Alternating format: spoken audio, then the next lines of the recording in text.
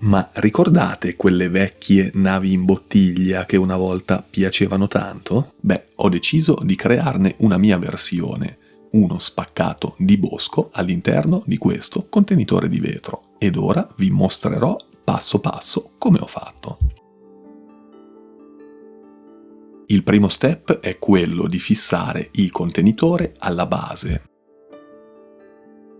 Per farlo trovo prima la posizione ideale e poi annoto mentalmente i punti di contatto tra vetro e legno. In questo caso il silicone è la scelta perfetta e queste piccole confezioni sono molto comode perché non richiedono l'uso di nessun altro tipo di accessorio. Basterà infatti andare a preparare il beccuccio già presente all'interno della confezione.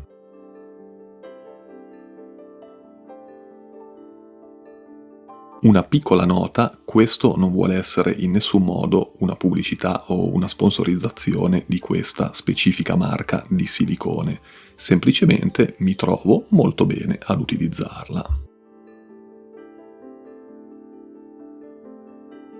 In questo caso mi vedrete utilizzare ancora questo residuo di una confezione precedente che basta giusto giusto per la parte centrale, dove non serve una particolare precisione.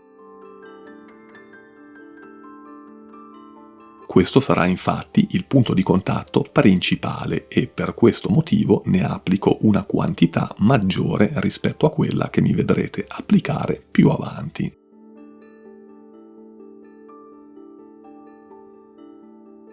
Una volta posizionato il vaso e con l'aiuto di un bastoncino vado a spalmare il silicone così che questo aderisca bene alla superficie.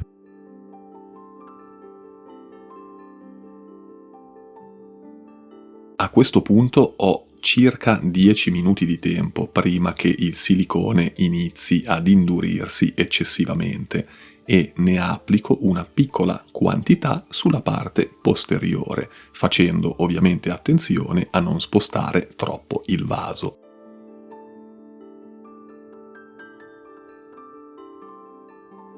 Ripeto poi la stessa operazione sulla parte frontale. Anche in questo caso ne applico una minuscola quantità, servirà semplicemente per dare un pochino più di stabilità.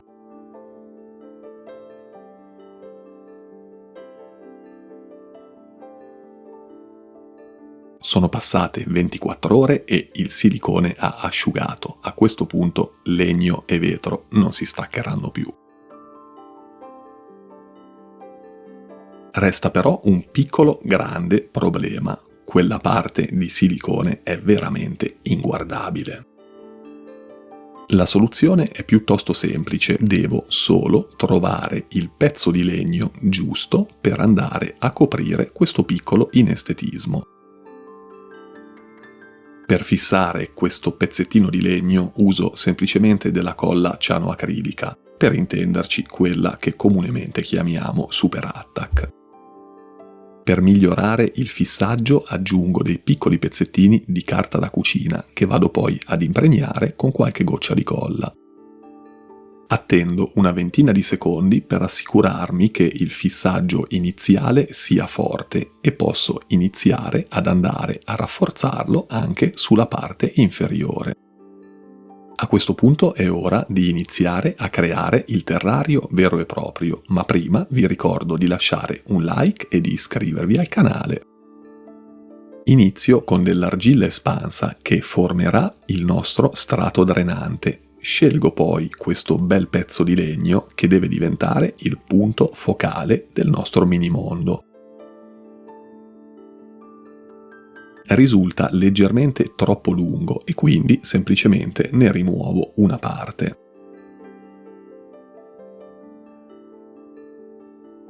Prima di inserire e posizionare il legno, però, aggiungo il substrato per terrari.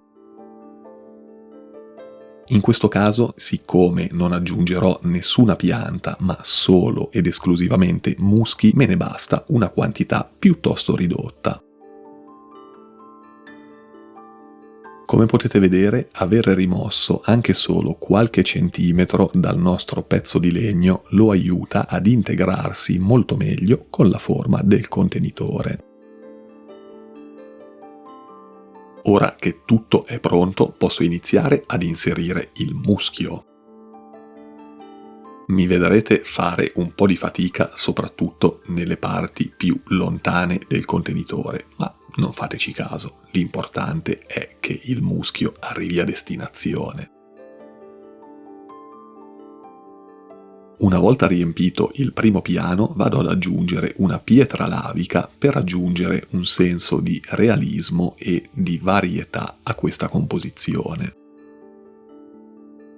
Oltre a quella principale e più grande, ne inserirò anche di più piccole, in modo da richiamare gli elementi tra di loro. In secondo piano aggiungo 2 ulteriori specie di muschio che hanno una crescita più verticale.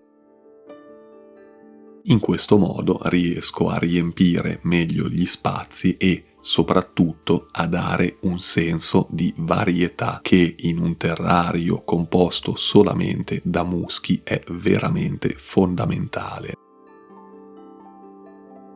Durante questi passaggi è sempre importante tenere a mente il fatto che il punto focale, in questo caso il legno, deve essere il protagonista e quindi bisogna fare attenzione a non coprirlo in maniera eccessiva.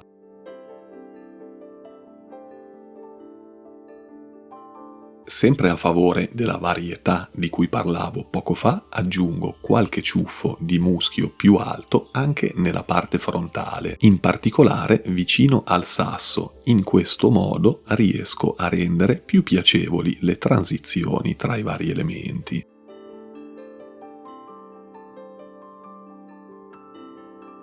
Da questo punto in poi si tratta semplicemente di sistemare ed affinare gli ultimi dettagli.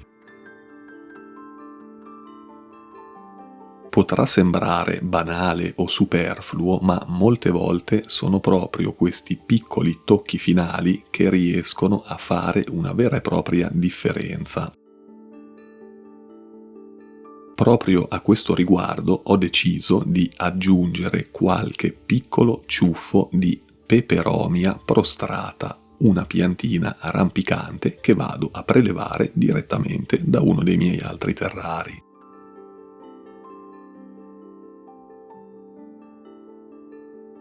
La mia speranza iniziale era quella di riuscire ad inserirla in quella fessura che vedete all'interno del legno, ma visto il pochissimo spazio a disposizione mi sono molto presto arreso.